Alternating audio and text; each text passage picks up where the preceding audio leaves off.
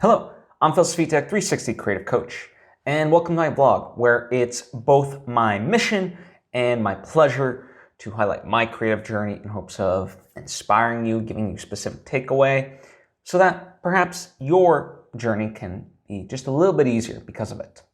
And before I get into things, I would like to take the opportunity to invite you to subscribe if you haven't already. That way you get all the various lessons and episodes that I put out right when I put them out. Thank you if you just did, and thank you if you already were. It truly does mean a lot to me, as I hope it does to you. So, as far as the big thing of last week, if you will, creatively speaking, I've been trying to finish out a first draft of another script. This is a film that I want to do on a micro budget with me and a group of people, similar to how I made my first feature film. And the best way to summarize kind of the process is that I'm making progress. I'm moving forward. I'm not where I want to be, and that's okay. I think too oftentimes, it's a good metaphor for how we approach life in general, is we're always looking ahead, but then this frustration kicks of that we're not there of where we're envisioning ourselves to be. But that's not a bad thing. It's not like I am facing writer's block necessarily or having trouble writing it. It's just the normal ups and downs of writing. Sometimes you stumble and you're like, okay, how do I kind of overcome this scene, or how do I approach this better, and so forth. And that's all part of the writing process. Otherwise, I would just be fooling myself. And so, overall, I got about like 40 pages done midweek of, so like let's say Wednesday. And then these past few days, I got to 47. Now that doesn't mean that I only wrote 7 pages from Wednesday on. What I did was,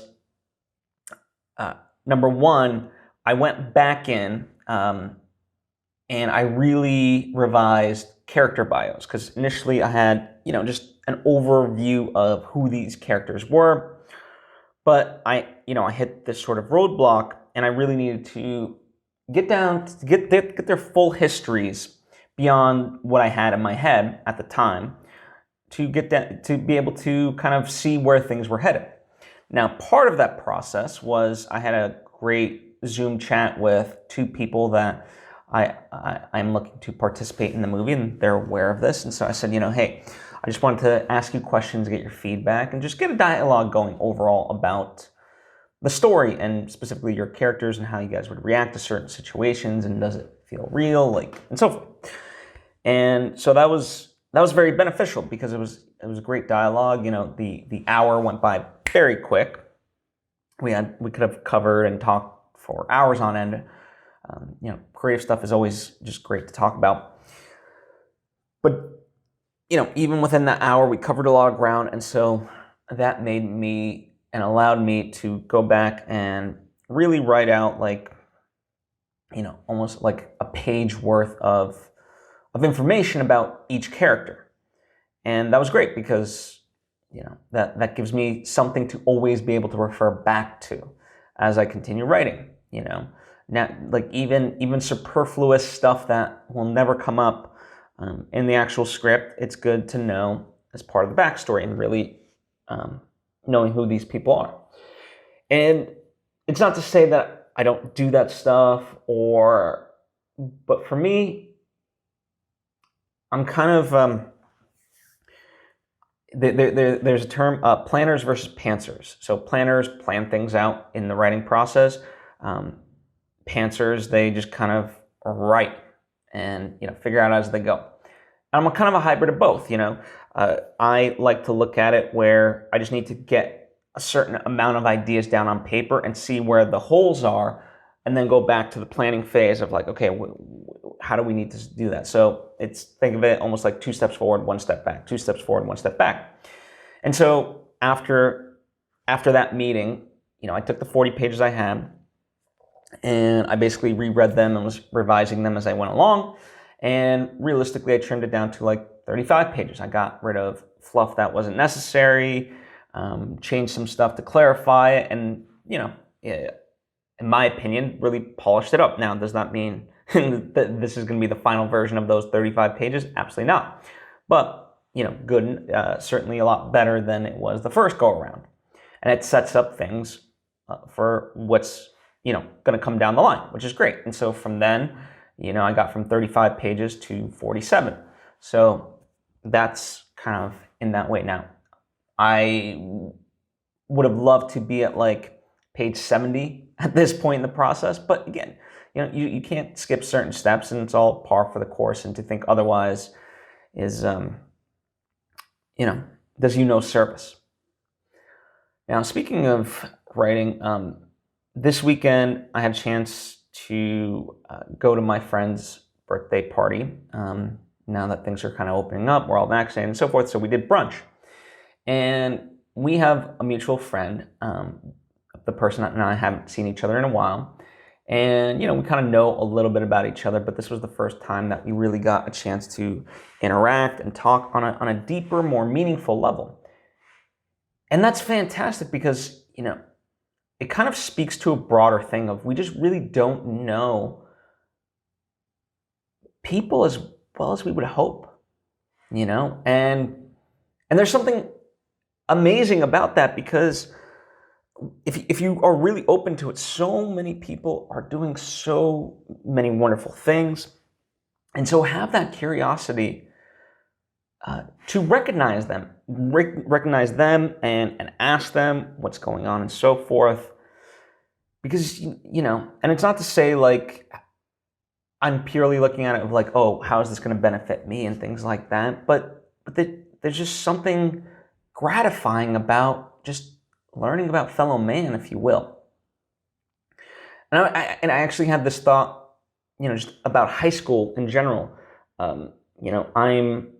Because of social media, one of the good sides is I'm able to reconnect with people from high school, and it's kind of interesting to kind of look back and recognize the things that people are doing now, and and be like, oh, that's really cool stuff. Not entertainment based, nor should it be, right? They have their own passions and they went after them, and it's cool to see the culmination of what they're doing.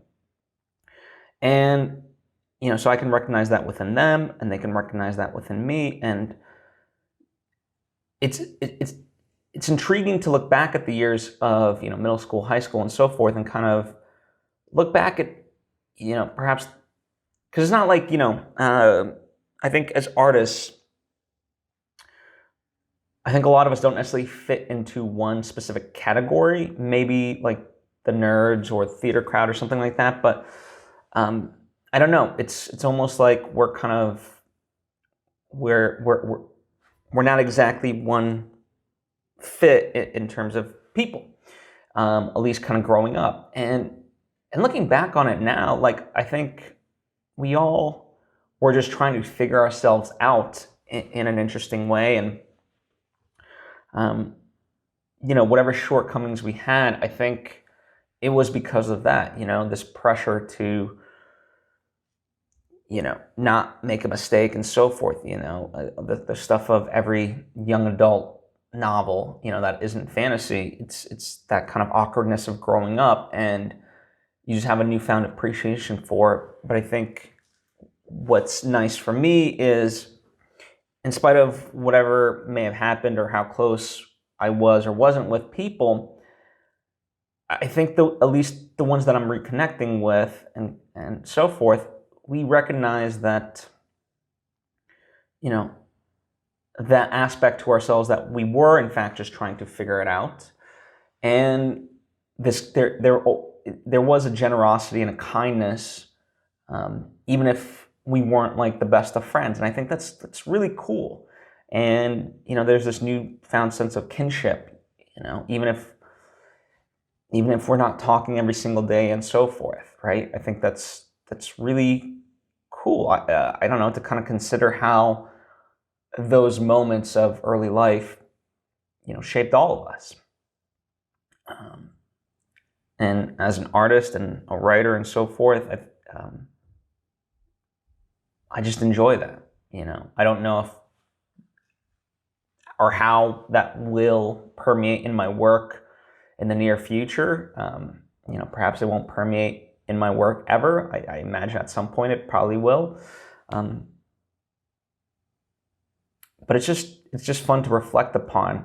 And I think, as an artist, when you start to see those things, you can open yourself up to gratitude, and your life becomes that much more interesting. Going back to the person I met with this weekend, we were catching up, and he was really fascinated by what I was doing, and vice versa. And honestly, I was true, genuine intrigue, the stuff that this person's got going. And I was like, damn, that's, it inspired me. And, it's in turn, we were both saying the same things, but it's just great when it's almost like adding gasoline to a fire. In that sense, I would say something that would motivate him, even though, he was already doing versions of that. And then, he would say something to me, and I was like, oh, damn, that's so inspiring. And I just love that. I just love that. And again, not that any of this that I'm talking about, this genuine curiosity and respect for people and so forth, has to be about a benefit to it, but it just feeds your soul, and so I think that is the ultimate benefit. So it's really cool. It's really cool in that sense.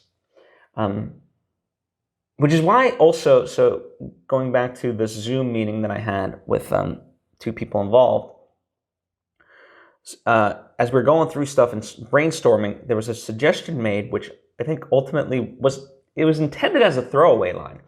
But I just loved it so much, and I don't think people really understand me in that way, where you throw out something, what otherwise might be a throwaway line for most. For me, I'm like, and it's something that I really want to run with, and I'm going to, in terms of the storytelling, it's going to be it really enhances kind of what's there.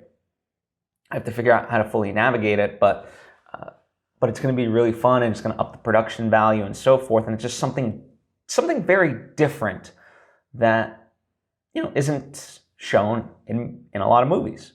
So I'm excited by that prospect. But I just love how it came from a throwaway idea that I don't think I don't think truly people know the level that this is going to be kind of beneficial for the movie. And in some sense, I think, we all, excuse me, do this to an extent where someone makes something and, they might be telling us about X, Y, and Z. And then when we see it, we're really in awe of it.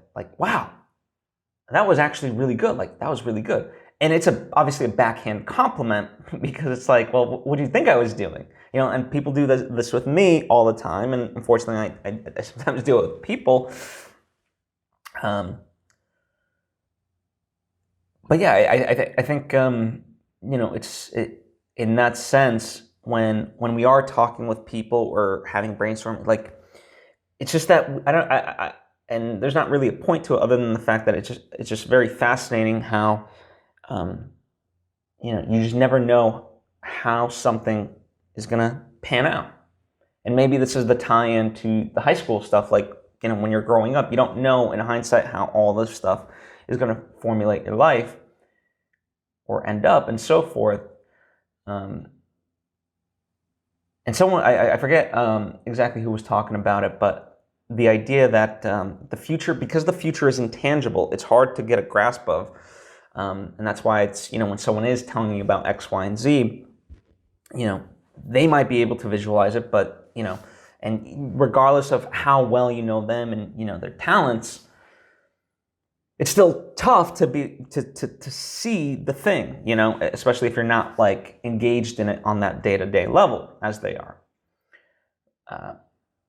But the past is tangible, so that's why it's easier for us to talk about it. And when someone does finish up a piece of work, you know, you can talk about it in that way, because then it's quote unquote, you know, it's done, therefore tangible, right? So yeah, very, very interesting, at least for me. This vlog is unfortunately kind of very esoteric, but sometimes, I don't know, this stuff intrigues me. The other thing I was thinking about, I'll end on this, because, you know, mostly this week has just been about the writing process, but, you know, how emotions, if you really kind of think about it, can change just like the wind. And that could be a good thing, and it could be a bad thing. It can be a bad thing if you're not conscious of it, because then, you know, you just let the world influence you one way or the other. But it could be a good thing, because if you recognize that, okay, if you're in a bad mood, in an instant, you can take yourself out of it. You know, because you understand you have the ability within an instant to change your mood. No different than in an instant, you know, if something something happens in your life and you go from happy to sad, you know, that happened in an instant. So the reverse is also true. And it's a fact that, like, I thought about, and I wish more people kind of took to heart, you know. And obviously a lot of the lessons I teach with is not to just have you cope in life, but really have the tools to thrive at life. And, you know, sometimes a simple fact, just understanding something like that, is the first step. So anyway, that's probably makes my week sound very boring, but it wasn't for me, you know.